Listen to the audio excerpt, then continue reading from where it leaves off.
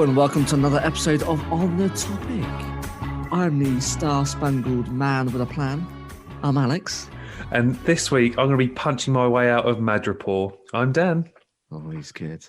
And yeah, welcome to our Falcon and Winter Soldier Season 1, Part 1 episode. In this episode, we are covering episodes 1 to 3 of the, as of the time of recording, second MCU streaming bonanza. It's good to be back, isn't it? I love a bit of streaming reviews. Yeah. I mean, we haven't really done them for a while, and then obviously we did WandaVision, which was great fun, and we decided to carry on with Falcon and the Winter Soldier, and I presume we'll probably do the same with Loki. I think so. And at the time of recording again, there's been a final trailer out for the drop in June. Have you seen it, Dan? Yes, I'm still running the theory that, there's a scene where Loki sat with someone and you don't see the face. No. It looks like could be Black Widow, but there is a running theory that it could also be female Loki. But, I'm sure we'll see in time. Yeah. But anyway, he's got to make amends and try and restore the timeline. It's all very interesting, all very intriguing. I think we'll see another side to Hiddleston's God of Mischief.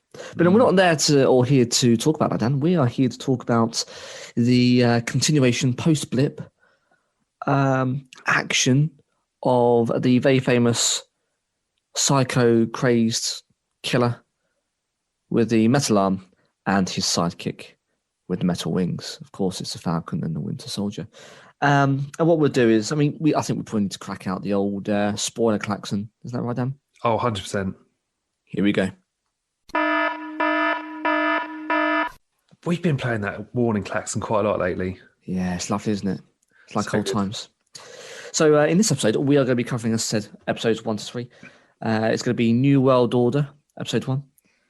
Me, or as I like to call it, the Star-Spangled Man, as episode 2. And then the last, halfway through, Power Broker. And I think there's lots to cover off, Dan. There's lots to unpack, lots to go through, and as you say, lots of Easter eggs. So without any further delay, should we get on to New World Order, episode 1? Yeah, let's do it. So this is pretty much set after the events of WandaVision. This is 6 months later. Everything's returned to normal from the snapping, because I'm not using the word blip. Oh, no. It's horrendous. It's really quite underwhelming, don't you think? For everything that happened, just calling it a blip. I mean, they didn't blip out for a start. They all were dusted.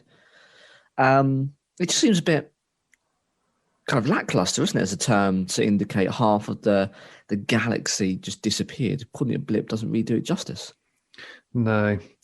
But, we kick off this episode with Sam Wilson. He's working for the US Air Force, and he's out and about trying to stop Georges Batroc, who we last saw in The Winter Soldier, where, ironically, this is the first fight scene that, Cap entered into with in The Winter Soldier. And now we've got, essentially what we thought was going to be the new Captain America in the Falcon, but he's decided he doesn't want the shield. He's suffering from imposter syndrome, I guess is the best way to put it. We all do. Yeah. He's also got support from his first lieutenant, Joaquin Torres, who in the comics, I'm dropping Easter eggs early, he actually goes on to become Sam's sidekick. But more on that a bit later on, yeah. So Wilson, who was given the mantle of Captain America by Steve Rogers, he's struggling with the idea, and he's decided to hand the shield back to the US government for a museum display. We'll sort of touch on that a little bit later with how Bucky feels about the shield being given over to the government. But I think the thing that I find fascinating about this episode, we're starting to see a little bit more about post-snapping. Like, everyone's come back 5 years later. You've got banks that don't want to give people loans. There's no security for them, I guess. No, and I think the interesting part is you don't just understand kind of how the world looks back to normal, because of course people had gotten used 5 years with having half the population, not to get down to nitty-gritty and boring detail, but different economies and where all these people are going to be housed and all that kind of stuff. But we do look at how people tried to survive during that period. And of course, we look at Sam's background. We don't really know an awful lot about Sam, and we learn a little bit about his family. And as you say, Dan, they've got to survive, and they've survived for the last 5 years, and it's a different world now. And of course, then we understand then how Bucky can operate and still walk around with his freedoms. He's not hiding now in Wakanda. He's done that post-Civil War. And we find out he's been given a pardon on the agreement that he goes through therapy, which I think is a brave thing to do when you've got a killer who was brainwashed. But I mean, to be fair, he did fight for the universe and for the world. So got to do something. So yeah, we also learn a little bit more about Bucky in this episode too. Oh, he's trying to make amends as well for the time that he was brainwashed as the Winter Soldier. He was essentially assassin, but now he's out there trying to right those wrongs. And he's got a list, Dan. He's got a book like Steve had in the Winter Soldier, but he hasn't a list of it isn't a list of music or Star Trek. It's a list of contacts, which I think we'll no doubt touch upon in a couple of episodes. But yeah, he's got a list of names in the book. He does. And he got Joaquin Torres. He's out investigating a terrorist group, the Flag Smashers. And they actually believed life was better during the blip, which is interesting. Yeah. It's almost sort of kind of relevant, I guess. Yeah, it's times. I guess it's they see it as a world with no borders. And of course, we've got half the population of the world. You can't possibly have borders because they can't be patrolled, they can't be secure. And you need the people to be able to move around more freely. So they want it back the way it was. And they think they've got too many people around, which is, I guess, a continuation of Thanos. Thanos, of course, thought that the universe was too busy. He reduced it by 50%. These guys prefer it that way too. So it's interesting that, people believe that and thought it was a better world. And I think it really does come back to, not going to get too deep into it, but it's interesting how, Thanos, you can kind of, I won't say you can identify with him, but you can understand where he's coming from. He's a mad titan, but he's only really mad because he managed to do it. Yeah. There's a theory behind it. It's pretty sound. Every world, this world is obviously, exhausting its resources. We are destroying it because there's too many of us and we're doing some really stupid things. And that's happening across the universe. So obviously he applied that logic and went, you know what, let's fix it. Let's get rid of half the people. Well, these people are seeing, well, you know what, things probably were better during those 5 years. We look, crikey, during the first lockdown in the UK on the south coast here, what was it, within about 3 weeks down, the water became crystal clear. Oh, it was just stunning, wasn't it? So you kind of get it. I mean, I'm not saying that we go all the way back to our first ever episode of Endgame review. I'm not saying that, but what I am saying is you can probably understand where they're coming from. Yeah, but yeah, they're the Flag Smashers and they believe of a world without borders, which, as I say, is an interesting concept. Yeah, one of the members of the Flag Smashers actually ends up injuring Torres. If I recall, he gets punched into a lamppost. He sort of flies off and he does, yeah. Gets a bit of a kicking. I genuinely thought that was it for him. I thought, oh blimey, they've managed to kill him off, but he's still alive. He's still well, and he informs Sam, who's busy trying to help his reluctant sister Sarah with the family fishing business in New Orleans. Yeah. And all while this is all going on, the government have announced a new Captain America in John Walker. What the hell, Dan? Yeah. Drop the mic. It's an interesting kind of press announcement, and that's where the first episode ends. And he doesn't act. I don't think he looks the part, and I don't really think he's supposed to. There's only one, that's Chris Evans. But I think he's been penned later as the US agent. I'm not sure if he'll stick around for that long, but. Yeah, at the minute they're saying it's Captain America, the replacement, and he's got a gun holstered, and he looks the part from the comics. I don't really know too much about the character, but what I do know is that he at least looks the part. So, yeah, that's where we see everyone's got their head in their hands. They're not very happy, and yeah, it's all gone a bit petong. And that's even before the two main characters meet. So of course, we're seeing flashbacks not flashbacks. We're seeing individual discussions where, as you say, Sam's with his family and Bucky is it this episode where we see Bucky out with an elderly guy, and they're talking, and he's got friends, and he's on a date? Or is that episode 2? Yeah, Is this one? Isn't it? Yeah, I think it is this one because he goes to the old guy's place and he catches the picture because we see a scene where he essentially assassinates a guy, and it turns out to be this old man's son, which is it's genuinely quite sad. It is, because he realised what he's done. He's obviously befriended him. And he also tries to go on his first date. Of course, it's interrupted, as all good superheroes try and unwind. The work never escapes them, and we never know what happens. But yeah, he's trying to have something of a normal life, if that's ever a possibility. So it's all a bit bittersweet at the minute for our two characters who, at the minute, haven't actually met. No, they haven't. But they do in episode 2 in your episode, Alex, the Star Spangled Man. It is. Oh boy. I mean, we kick off with Walker, who's appeared on Good Morning America, and he reveals his desire to live up to Steve Rogers' mantle. Oh man. I mean, this guy, you can just start to see his character starting to unravel, trying to live up to that expectation of trying to be Captain America. Yeah. Oh, I don't know. I don't like him.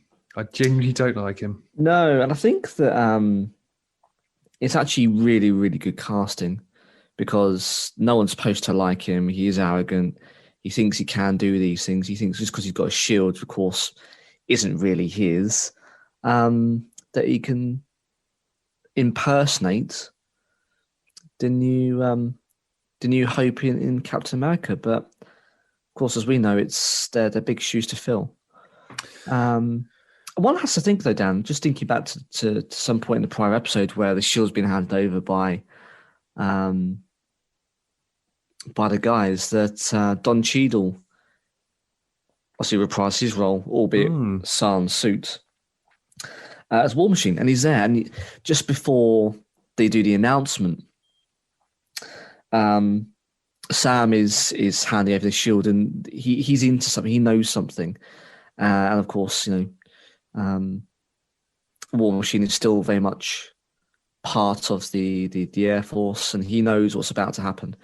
And it's a bit of a sad situation, because of course they all work together to save the world, and they've flown together as comrades. And I wonder whether that's going to come back and bite him in the backside. Yeah, indeed. But our two heroes, the Falcon and the Winter Soldier, they finally meet up. And, you've got Bucky telling Sam that, you should have kept the shield. And he decides that he's going to go accompany Sam anyway on a trip to Munich, where the Flag Smashers and their leader, Carly Morgenthau, I think I've got that right. We're quite renowned for not being able to say names here on the topic. At least we're consistent. Yeah, but, the Flag Smashers are out there causing trouble, and they're stealing a shipment of medicine. They are. Dan, just out of interest, have you been to Munich before? No, I've been to Berlin. Never been to Munich. Germany's a great place. Very friendly, I'd say. Would you say? Yeah, I'd say so. Yeah, I mean, Munich's. I went on a stag do, which just coming out of my mouth. Obviously, people putting their heads in their hands, going, "Alex, stop talking. You're going to insult our German listeners." Of course, I'm sure there was a couple. But no, listen. It was a couple of. It's literally a week after the beer fest, which of course you're thinking, well, Alex, you overshot there by a week, but it just so happened it was all booked up anyway, and we couldn't get close enough to it. But the beerkellers, the underground drinking establishments, are phenomenal, Dan. They're quite chilled out. Have you ever been to a beer keller before? No.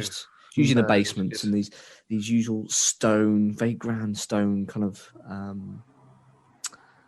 I guess you could say they're reminiscent bunkers. There could be a couple of rooms underneath. There's bars, there's tables, benches, very chilled out, quite private kind of rooms, and they're phenomenal. So yeah, if you're ever looking for a different drinking experience, go to Munich. It's a great city. Lots of culture and art, actually. Yeah, not totally. that I'm actually selling Germany or Munich to you guys, but yeah, as it's taking place in Munich, just share that that's a very good beer. Yeah, German beer's good, and enjoy it with a currywurst. True, or a pork knuckle, as I had it. Okay, what's a pork Yeah, knuckle? It it's sounds a bit exactly as it sounds, mate. It's exactly as it sounds. sounds a bit dodge. I mean, they use it's just basically meat on a bit of bone. Oh, But I've forgotten what we had. There's a term. If anyone German listeners want to follow up, please let me know. I can correct myself. But there's a dish that they just brought out. I mean, you've got to point to things these days because us Brits are ignorant in other languages, sadly. And some kind of like I don't know, €20 thing. And they come out with all the potatoes, all the bratwurst, everything, and a pork knuckle, big fuck off piece of meat, some potatoes, and the big old litre beers. You don't need anything else, Dan. Meat and beer. exactly. What could possibly go wrong? I'm going to digress my own story as well. So you sort of talk about us being, we just don't seem to be keen to learn the language. But when my other half did the Berlin Marathon back in 2017, she learned a bit of German. Brilliant. Try and get our way around. Happy days. So we go to an Italian restaurant. You can see where this is going, guys. She tries to put in an order for a glass of water in German, and the poor waitress doesn't understand her. And she says it in English, I just want a glass of water. Oh, okay. Brilliant. Yes. But I mean, they're English. People who have second languages and the second language English usually speak better than we do. It's really quite embarrassing. We are stupid people, British people. Puts us to shame. Quite rightly too, because we should be so lazy. But yeah, shout out to our German listeners. Brilliant country. But yeah, Munich. So anyway, we digress. And it all goes down, really, doesn't it? They have a bit of a fisticuffs on some moving lorries, which again is reminiscent of Age of Ultron or Civil War. It's that kind of feeling to it. It's and the power breathtaking, isn't it? It's really, really good. Really good scene actually. And Sam's flying in and around underneath lorries, and Bucky's hanging off the side. And then, which dickhead drops in this time? Our boy, the US agent. I'm just going to call him US agent. He's not Captain America. No, he's not. We don't believe that. And he's got a sidekick with him, Lamar Hoskins. And they start drawing the fight, and the shield's bouncing off people, and he thinks he's got it in hand, and of course gets his arse handed to him. He does a pretty cool landing on the shield, I think. But anyway, everyone gets away, and it ends up there's a scene which I think most people are familiar with, where now our heroes are training behind the Jeep with the Star-Spangled Man, not me. In a Jeep, trying to get them to sign up and work with them. But of course, they get something that's off. They get a sniff that this guy's a bit of a prick, and they decide that they're not going to join forces and they're going to walk off. But it just goes to show how, the new Captain America does still need some allies, but he's not going to find it in the Falcon. He's not going to find it in the Winter Soldier. No, they just don't like him, do they? There's a moment where Bucky catches the shield, and you can see he's very reluctant to give that shield back to John, but John just takes it off of him anyway. And I think there is a moment, if I recall, where Bucky actually asked John if he's ever jumped on top of a grenade, which of course is a callback to Steve jumping on the grenade in the first Captain America film. Yeah, the first Avenger, which he says several times, doesn't he? 4 times with his reinforced helmet. Yeah, not the same. Not the same. You're not Steve Rogers getting the C. No, that's right. So where are we? Well, they travel back, don't they, back to the US, and this is when it takes an interesting turn down. I think it's going to come back in some shape or form, perhaps later in the MCU, because they visit an Isaiah Bradley, don't they? Oh, of course, they're in Baltimore, aren't they? Who's a veteran super soldier who fought the Winter Soldier in the Korean War, which is really interesting. So they didn't actually stop. Well, actually, they were quite successful post Steve and his infusion of super soldier serum. We find he's been locked up, he's been, prodded, poked, experimented on. He's quite clearly unhappy, as you would be, and he's trying to live a peaceful life, but he's still got it. He's quite an elderly gentleman, but he's throwing things into the wall, and he's clearly upset. So course, Sam's really quite shocked by this. He's shocked that there's I guess an African American of heritage who's got these powers and he's not being wheeled out and celebrated. And quite rightly, he's been left in the shadows, which is an absolute outrage. And again, that social injustice just comes through not just in normal and regular life, but also for superheroes. Yeah. Bradley essentially refuses to help them, to uncover information about the additional super soldiers, and due to being imprisoned and experimented on by the US government and Hydra for 30 years. Yeah. 30 years, that's a long time. Okay. Of course, they leave the house, and poor Bucky gets arrested for missing his therapy appointment. He does, which I think leads on to an interesting 10 minutes, doesn't it, Dan? And we've seen this a couple of trailers where they're having a staring contest, but they really do work out some stuff. I mean, they both comment how horrendous it is for both of them afterwards, but Sam's there, and they're both having a joint therapy session, aren't they? Yeah. Yeah. Oh, it's quite sad. Like, it's generally sort of quite heartfelt. You sort of see Bucky airing his thoughts about Sam giving up the shield. It's like, if you've given up the shield, that means Steve was wrong about you, and then he was wrong about me. Yeah, which I think is a really, as you say, quite a touching kind of scene, because it's all about Steve, really. If you peel it away, it's about his expectations of people and how they've got to kind of match that, and he's still being. They talk as though he's passed away, but really, as we know, he's an older gentleman. They both know that, no doubt. But yeah, he's got a legacy, and they're still feeling that and trying to live up to it, which is really quite touching. It's a touching scene. It's funny because they're mucking around and they're playing a blinking contest, but when you get down to it, it's really quite raw.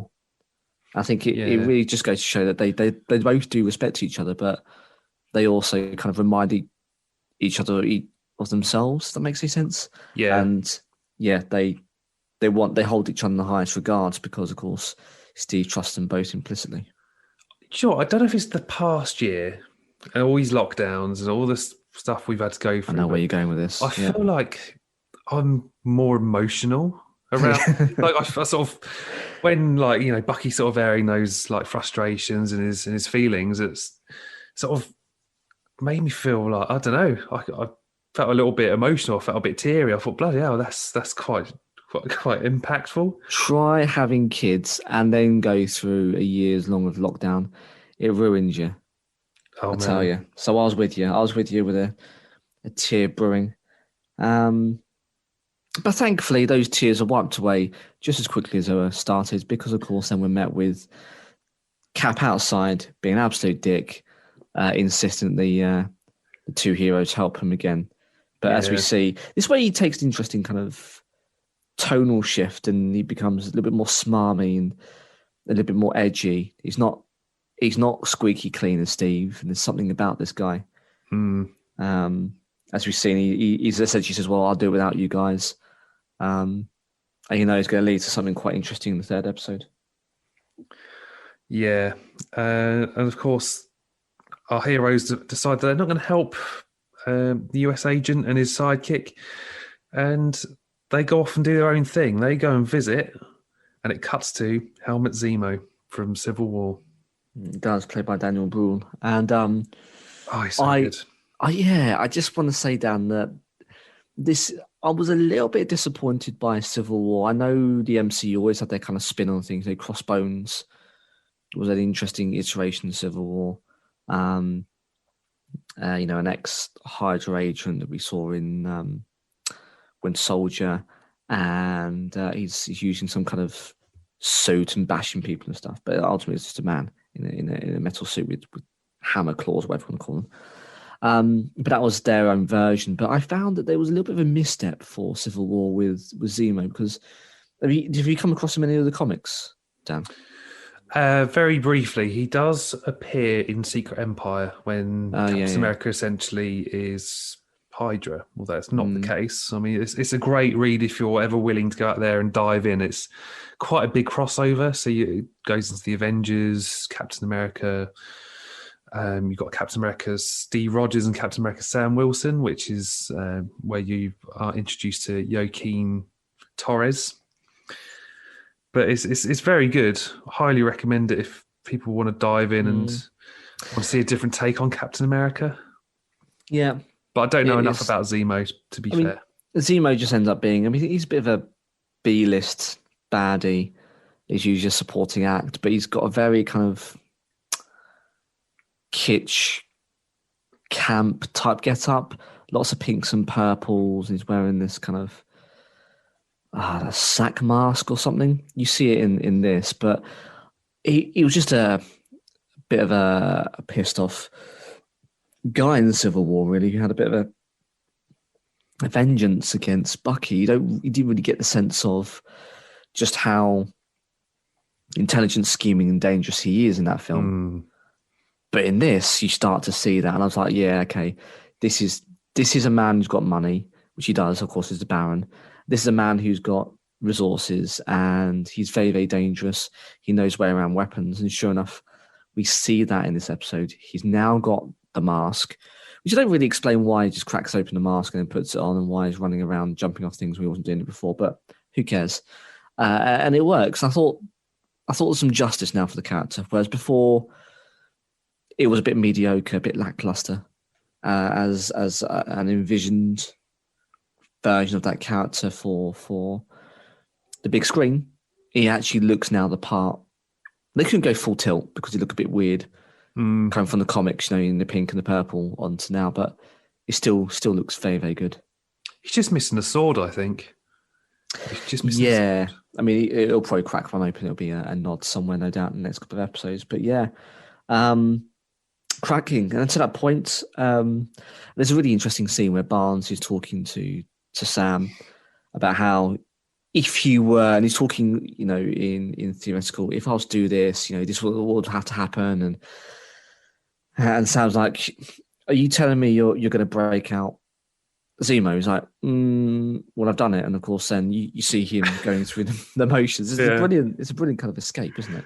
It's all very well orchestrated. And of course, he walks in. And there's an interesting kind of exchange where Zemo keeps on trying to pipe up and they keep on saying, shut up, as they're having a little bickering in their arguments. And it's interesting, even in their dislike for one another, sometimes they irritate. They still have a unified kind of dislike for Zemo.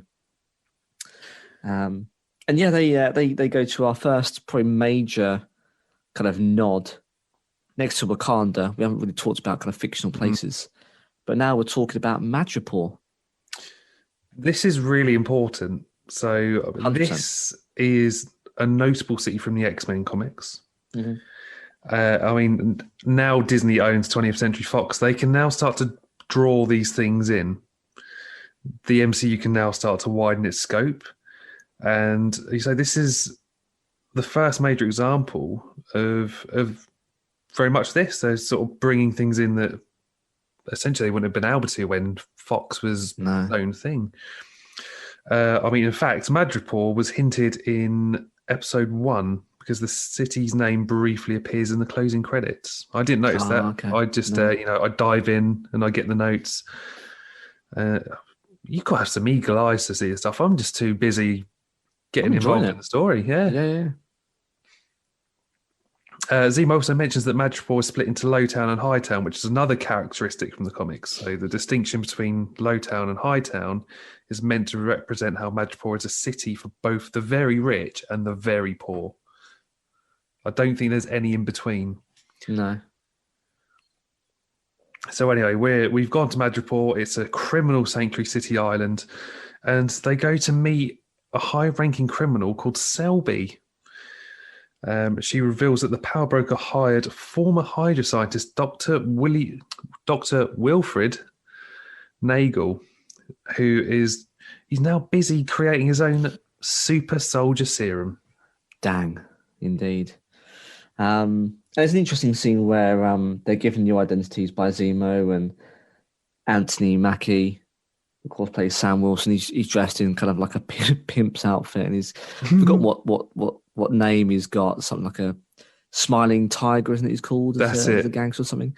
And his phone goes off, and it's Sarah's sister, essentially saying, what's going on. It's on loudspeaker, and the game is up. And anyway, what ensues is a shootout in this criminal underworld den. And there's a guardian angel who ends up saving their lives and doing well with this baddie Selby. And of course, we find out it's none other than Sharon Carter. Basically living a fugitive life in Madripoor. Yeah, she's now a dealer in all manner of things, in stolen art and the likes. Not because she's undercover, it's because that's what she's doing. Because it transpires at the end of, I guess it's Winter Soldier. She's exiled. She can't go back to the US. She burns her bridges. She helps Steve to escape and everything. So she's been living there, building her life. Now I'm just not sure, Dan, whether it fits, because I still got the sense that she was, America through and through. So for her to kind of and also to enforce global security through Shield as she knew it, not as it become with Hydra. So for her to kind of, I don't know, turn her back on that and embrace the criminal underworld. I mean, a lot happens in those 5 years or whatever it ends up being, 7 or 8 years between films. But I wasn't quite sure if I bought it, Dan, if I'm honest. Yeah. It feels a bit tonally different to me, but a lot does happen. I suppose we'll find out a bit more in the next 3 episodes. But yeah, I know what you mean. It just seemed a bit odd, but I'm sure there's a reason. Feige's a genius after all. Indeed. Anyway, they learn that Nagor he's created or recreated 20 doses of the serum, but Morgenthau's stolen them, which I'm sure some of them are consumed anyway, because she's just walking around with super soldier powers, kicking people 20 feet up the road. But Zemo, we again start to see how dangerous he is. He just walks up to Nagor with a gun and shoots him in the head.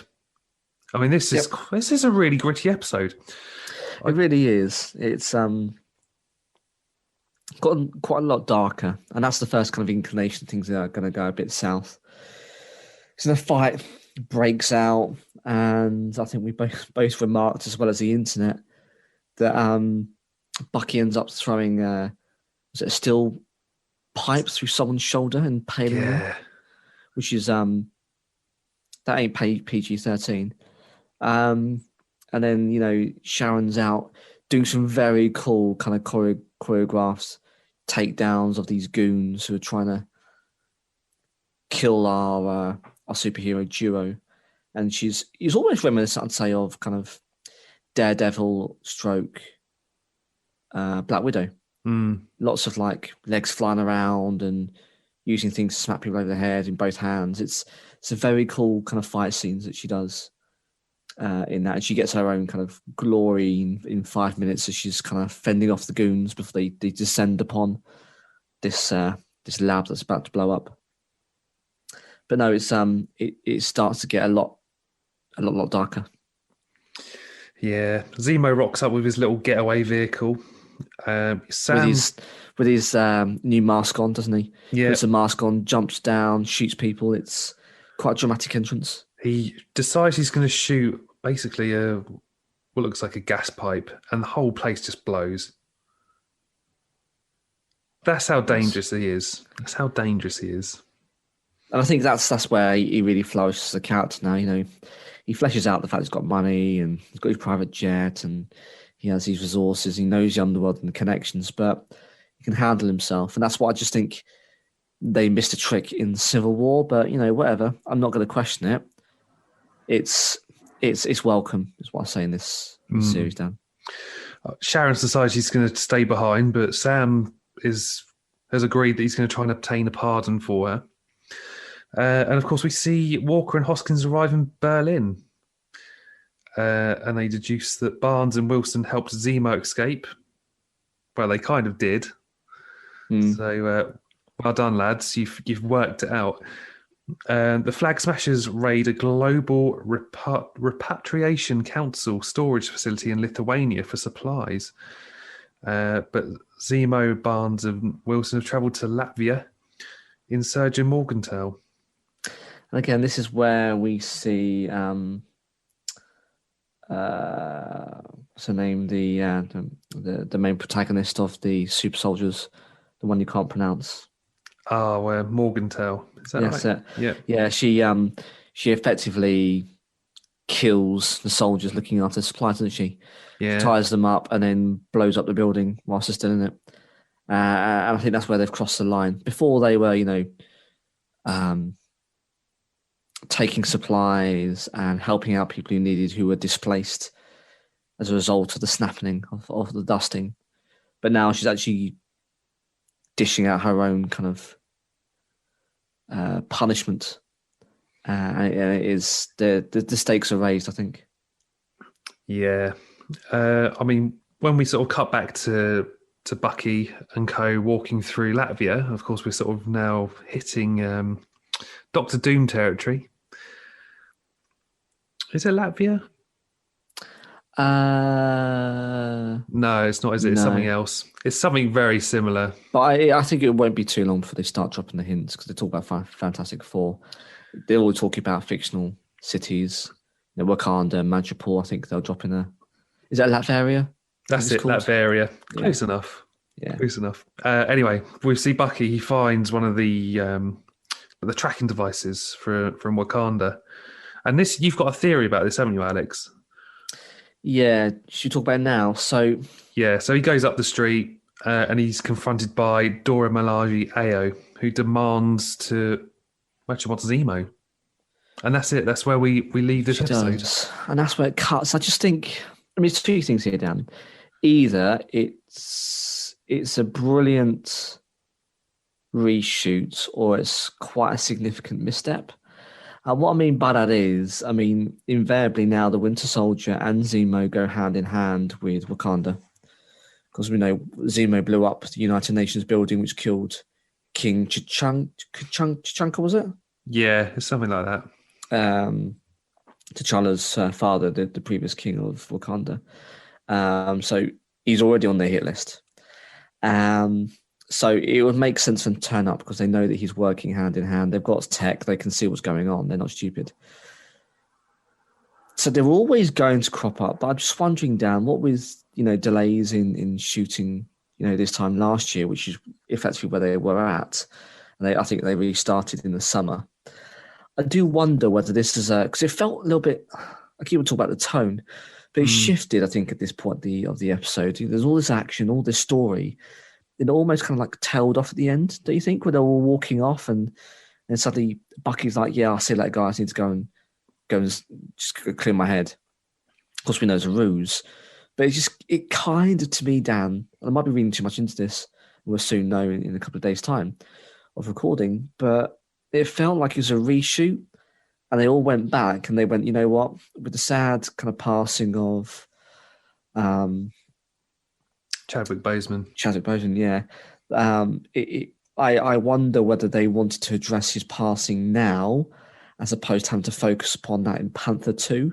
Yeah. Or whether in Panther 2 they just hit the ground running with whatever storyline they decide to have for his sister or the inhabitants of Wakanda.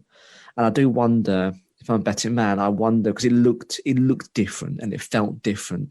It kind of, to me, felt a little bit shoehorned. Yeah. And I wonder whether they went, you know what, let's deal with it now. Because I think it's the right thing to do. Let's deal with it now, and let's make reference to the fact that the Wakandans want Zemo, but also something's happened to King T'Challa.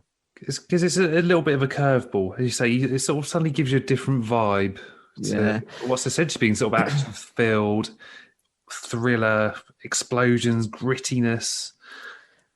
And look, if they don't address it now, I think it's a massive kind of own goal. Just because they've now then post Endgame, they've now mentioned Wakanda, but they haven't talked about the leader who sadly in real life has passed away. I just think they've got to do something, but whether or not they will or not, I don't know. But it looked and felt odd. So that's where my money's at, Dan. More to come on this, I reckon, and no doubt in part 2 and the final part of this, we'll obviously be discussing a bit more. But we know you get a bit of beef whenever something's not addressed or something doesn't feel quite right. Yeah, we're not always supposed to know, Feige's grand plan. Don't get me wrong. If we knew that 12 years ago, our heads would explode.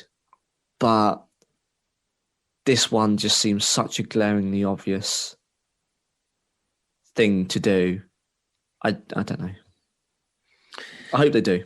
Yeah, totally agree. I think it'd be stupid not to write it in early to be able to have that continuity going to Black Panther 2. But we'll see. But I've got plenty of Easter eggs, comic book nods, and lots of continuity. So same premise as the WandaVision episodes. Yeah. So first up, we're going to hit episode 1 for some continuity. The very first words we hear in the series are spoken by Steve Rogers, and it's from a conversation Sam and Steve had in Avengers Endgame. Sam is also using the same bag for the shields that Steve used when he brought it to Sam in Endgame. Oh, yeah. When Sam gives Cap's shield to the Smithsonian, the poster of Captain America is on Sam's left.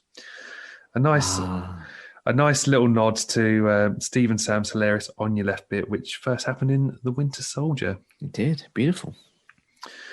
Now, of course, there is a moment where you see Sam and Rhodey walking through the Captain America exhibit, and you can see some of the following. Now, again, you need some eagle eyes for this.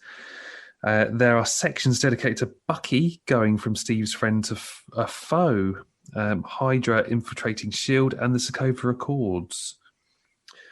Captain America's exhibit has been updated to include his heroism during Avengers Endgame, including his final mission to return the Infinity Stones. The first Captain America comic book from 1941, which famously features Captain America punching Hitler on the cover, is also on display. I didn't notice that, so I'm probably going to go back and watch these episodes again anyway, because I'm really enjoying this. Steve's selective service card with the 4F stamp, which he was given at the beginning of the first Captain America, is also on display. And there is a newspaper headline that reads 400 prisoners liberated, which is a reference to when Steve rescued Bucky and the other soldiers in Captain America, the First Avenger. This is a little bit sad as well. We find Bucky is sleeping on the floor of his apartment, which actually connects to a conversation Steve and Sam had in The Winter Soldier, and how it's hard to adjust to civilian life, which is specifically a bed, because I think one of them makes a reference to sleeping on a cloud or sinking in a cloud. Yeah, a bed of marshmallows or something. It's Sam when he's regaining his breath. The reason why I know is because I watched it very recently. In readiness for this show, because I'm sad. And he's remarking how Steve, how's it feel, and you're feeling that same as I am, and that's where they kind of hit it off in terms of both having experience in the military. Indeed. A little bit more continuity. So when Sam is watching the press conference, it's being broadcast by WHIH World News, which is a news network which has been used throughout, put my teeth in, throughout the MCU movies and TV shows. I thought I'd recognised it, but those kind of acronyms don't exist here in the UK, at least not in Europe as far as I'm aware. But there's loads of them in America. There's always like WTFFSL News Network. You're like, what is that? What does that stand for? But I think I did recall that particular set of letters. The Joaquin Torres, as I mentioned earlier, Lieutenant Joaquin Torres, who meets Sam while working with the Air Force, is actually a super important character. In the comics, Joaquin takes up the Falcon mantle for a while and becomes Sam Wilson, aka Captain America's sidekick. So good read if you want to dive in. That's probably the first time a comic book has reduced me to tears at one point. Wow. Yeah, strong stuff. Stop cutting those onions. He's kind of weird, actually. I'm sure he gets mutated into some weird falcon bird-looking creature. That sounds about right for the comics, anyway. On to Sam. Sam uses Red Wing a lot while fighting in the sky, and in the comics, Red Wing is actually the name of Sam's falcon, who he shares a telepathic link with. I'm kind of glad we're not using real life birds and telepathic links. I just think it's a bit too weird for the MCU. At the minute, anyway, until we see the multiverse of madness and everything else. But I think it's probably a step too far. Yeah. Onto the Flag Smashers. So in the comics, the Flag Smasher is someone who clashes with Captain America. His goal is to liberate Earth from national rule. So they've essentially turned what was a villain into a villainous group in this, which makes sense. It's cool. We've got plenty of Bucky Easter eggs in this episode. So Bucky's list includes several notable names. Rostov is a reference to the Red Barbarian, who was imprisoned by Bucky, who imprisoned Bucky in the comics. Zemo is Helmut Zemo, who was the main villain in Civil War, and of course he's in the show. Kaminsky references Len Kaminsky, a Marvel comic writer who worked on stories featuring Sam Wilson. So there you go, nice little comic book nod there. Also, Bucky's notebook is similar to the one Steve kept, as you mentioned earlier, in Captain America: The Winter Soldier. But of course, Steve filled his with pop culture references he had to learn and not a list of people he wanted to harm. Good old Steve. And Bucky helping Yuri in the alley is a subtle callback to when Bucky saved Steve in an alley when they were younger in Captain America: The First Avenger. There you go. So we're getting some little nods and throwbacks here. John Walker, US agent. In the comics, John Walker is chosen by the government, not by Steve, to take up the Captain America mantle. Eventually, John grows increasingly violent too. So that's not going to be great. And I think we just might see our John Walker become a little bit more violent and just a bit more of a dick. He's not even a villain. Yeah. He's just an arsehole in the comics. Yeah. And he is. I think he doesn't have quite the scruples, which, as I say, Steve does. He operates in grey. And you've got a gun, for Christ's sake. I don't think he respects what the shield stands for. No. I mean, I said that to my other half when he pulled out the gun and was just shooting at the flag smashers on the lorries. You know, Captain America wouldn't use a gun. No. So why is this guy different? But I think there is a bit. I can't remember if it's episode 1 or episode 2 where he's in the locker room and he says you can't punch your way out of this one. And I think there's just little undertones there which suggest that he's going to be a dick. Yeah, he's hot-headed and he doesn't really think things through. I think you're right. On to episode 2. So we've got plenty of John Walker Easter eggs in this one. First, you can spot that John Walker's high school football number was number 10, and you can see that the school has his jersey displayed. In Heroic Age Heroes Volume 1, we learn that John can notably lift 10 tons, and he's got Class 10 super strength. Okay. It's just little things, isn't it? I mean, we sort of learned this in One Division. They like to sort of just sneak little tiny bits in and little comic book nods. And this is why we're here, guys. We do the research so you don't have to. Yeah, it's a good public service, Dan. Oh, we try. John remarks that he has been doing as Captain America so far is a lot of speeches and meetings, which is essentially the modern day equivalent of Steve's tour in Captain America: The First Avenger. So he doesn't want to be on Good Morning America. He wants to be out beating the crap out of super soldiers on lorries, apparently. Fair enough. That's what I'd choose, Dan. Yeah, 100%.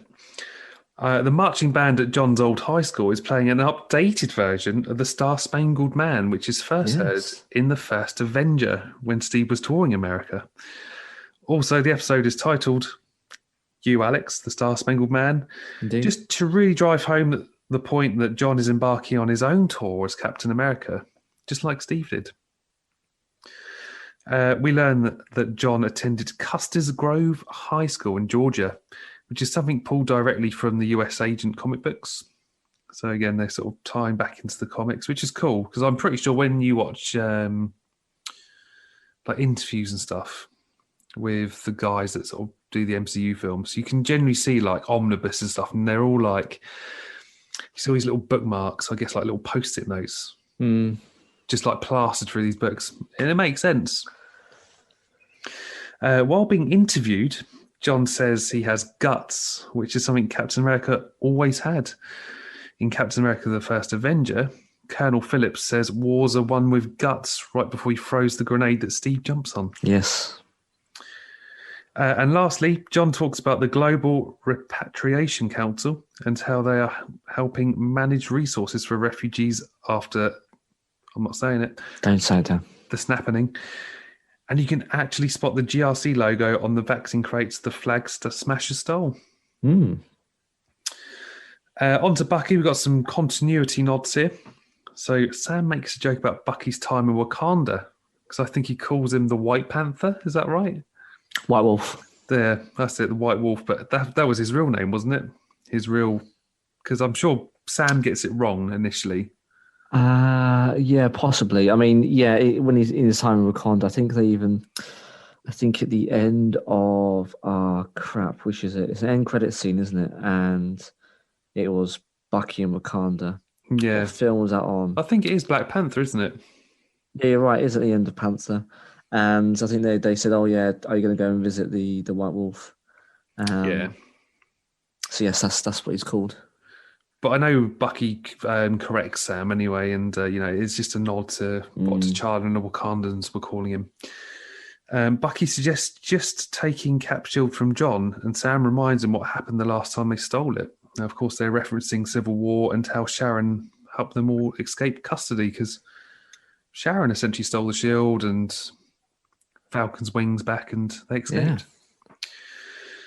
Now, this happens quickly, but you can see that Bucky catches this Cap Shield in the same way he did in The Winter Soldier. You know, when Steve is on the with roof. his arm out, and he catches it, Onto Falcon. When the kid refers to Sam as Black Falcon, this references the names Black Marvel heroes were given in the comic books, namely Black Panther and Black Goliath. Now, of course, we were introduced to Goliath in Ant-Man and the Wasp, but Black was but the Black was dropped from the name. Mm-hmm.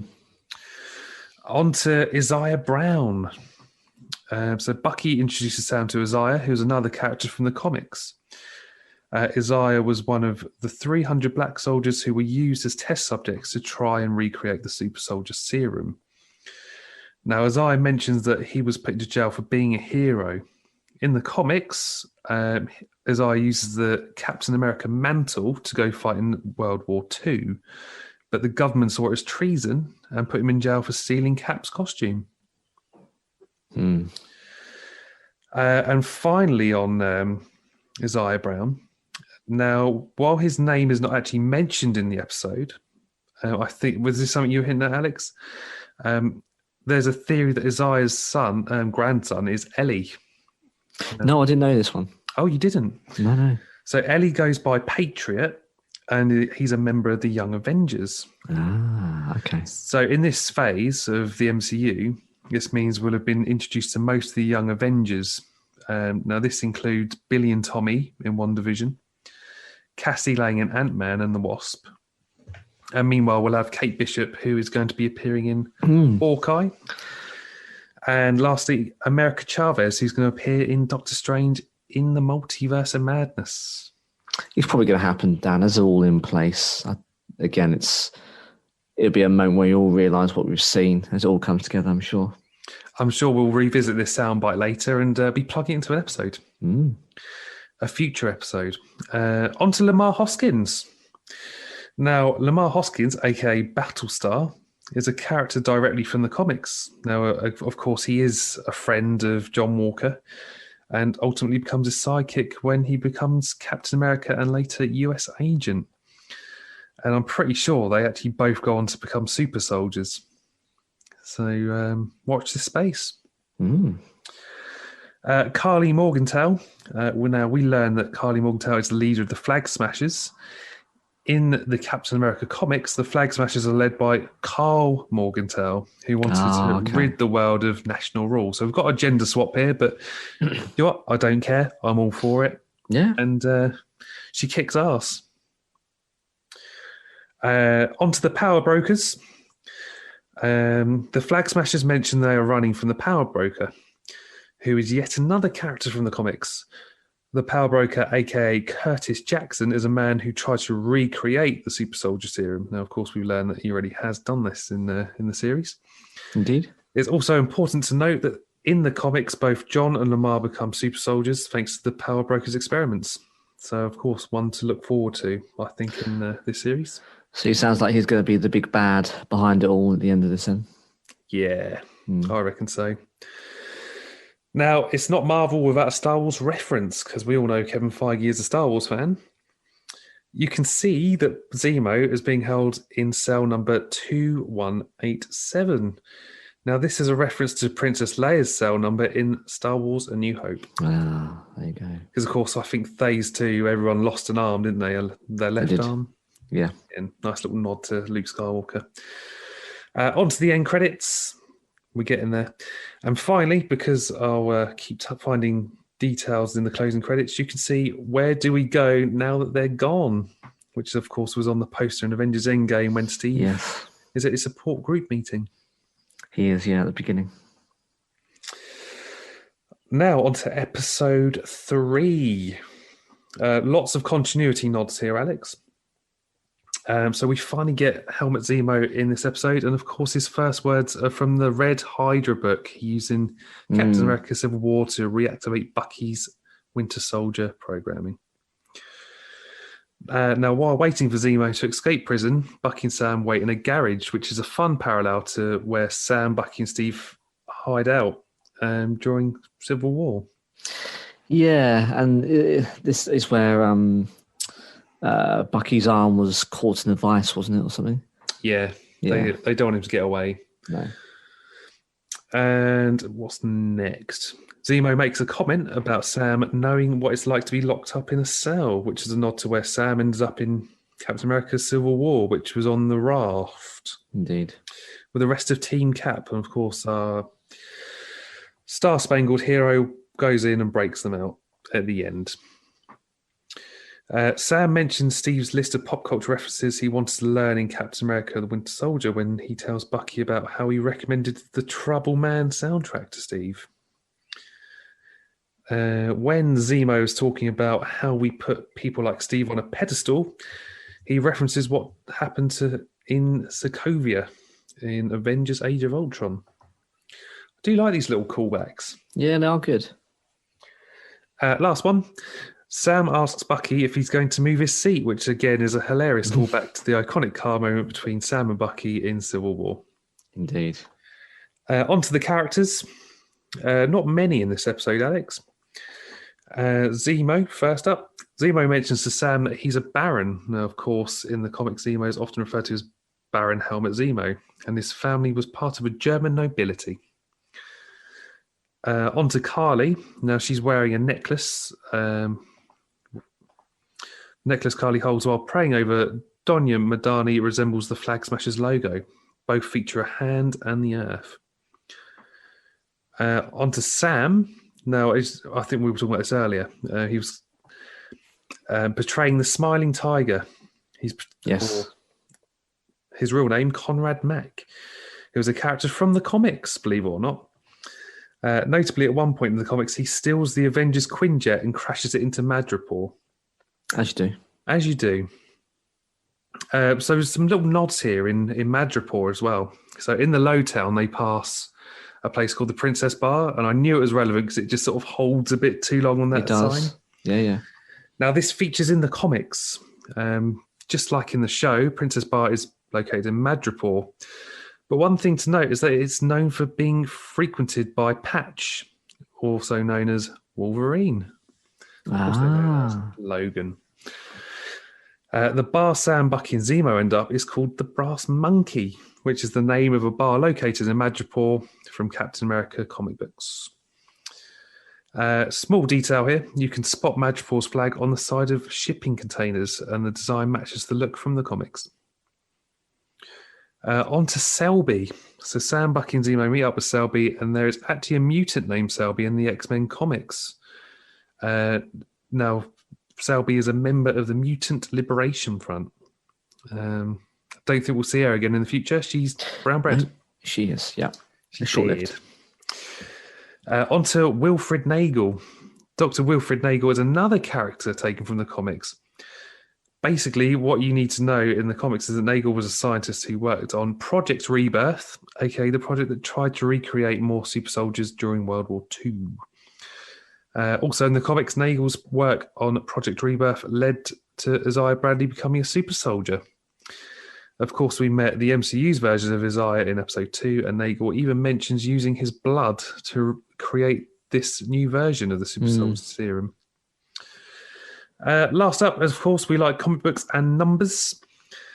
Sharon tracks Dr. Nagel to container 4261. Now, you know we love our numbers here. If you want to reference Earth 4261 in the comics, now this is a version of Earth where the Avengers ultimately died whilst trying to save the world from aliens. Oh. And that is all your Easter eggs, comic book nods, and continuity nods for this episode. Beautiful.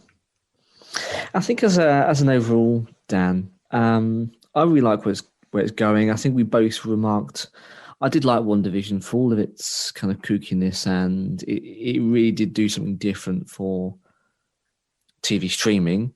It did something different for movies and how we as fans and consumers kind of ingest that media, and also storytelling through episodes 1 and 3, which were very odd and through kind of that fourth wall kind of perspective. I feel more at home in this series. And I think that's because it continues a story that we've known for the last over a decade now, 12 years plus, and it fills in some of the gaps. And I think it is familiar, but it is quite interesting. And we're not talking about people with these powers or mind stone gems, or I mean, apart from obviously Sam, who can fly, but I'm not talking about people who can just levitate. We're talking about normal people in the main street level fighting. I think that's what I'm enjoying. Is it's almost like Daredevil, isn't it? Things happen on the ground level and not up in space and not really in the air. It's quite down to earth as a story, and that's what I'm liking. I'm liking it. I think it's the yin to the WandaVision yang.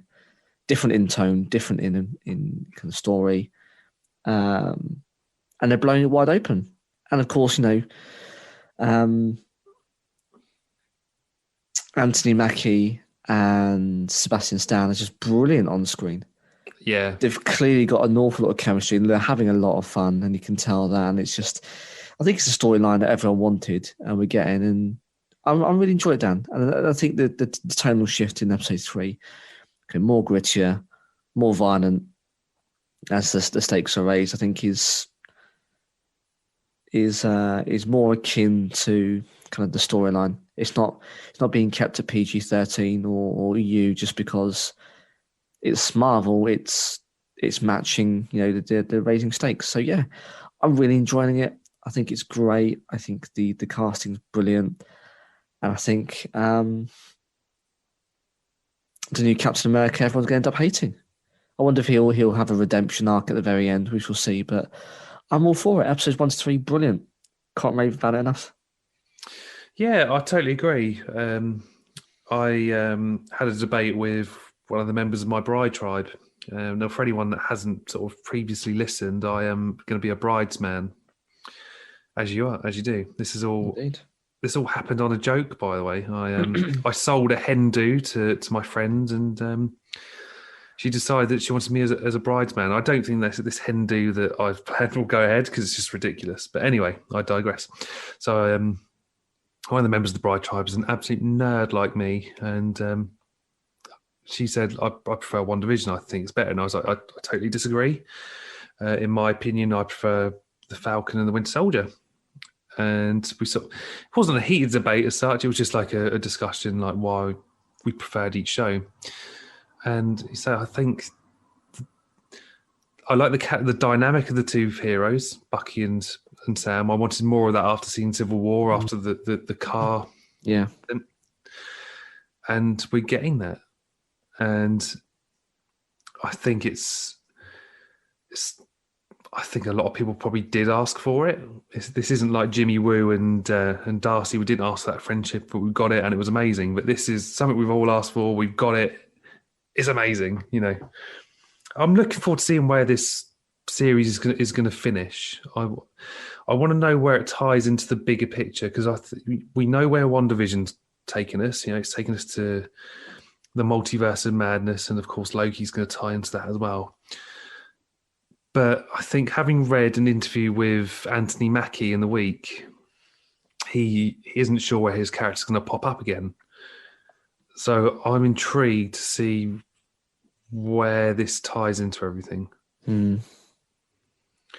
But no, it is very exciting stuff. And at the time of recording, we're on the very cusp of episode 4. So we'll have the part 2 of this series in a couple of weeks' time, and we'll have a roundup, see how we've got on, see how you guys are getting on with it, and as you say, where we find our heroes and what that means for the wider MCU in Phase 4. Indeed.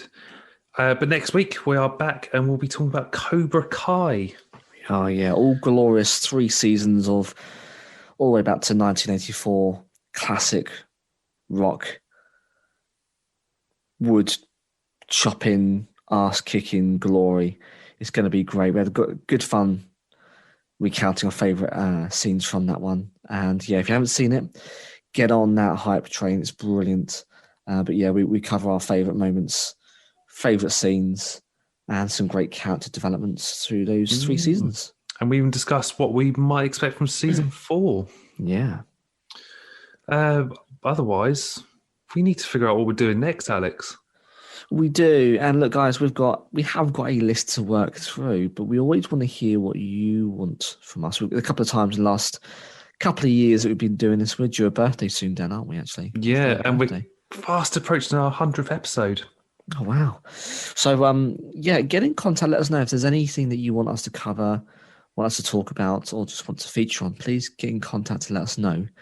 We always like to cover a couple of episodes. Actually, some of our favourite ones have actually been the result of our listeners. The Mandela effect.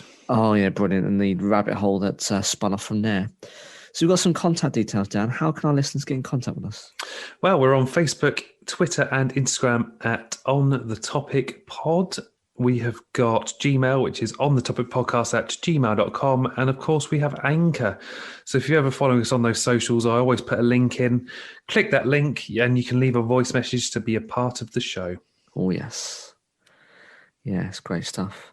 So yeah, get in contact, let us know. But otherwise, yeah, we've got a busy couple of weeks coming up. Indeed. There we go. So, as I say, I am the star-spangled man with a plan, but I'm the nice version, not this dong US agent. For another week, I've been Alex. And I'm still busy punching my way at Madripoor, mate. It's hectic in here. I'm Dan. And we'll see you next week.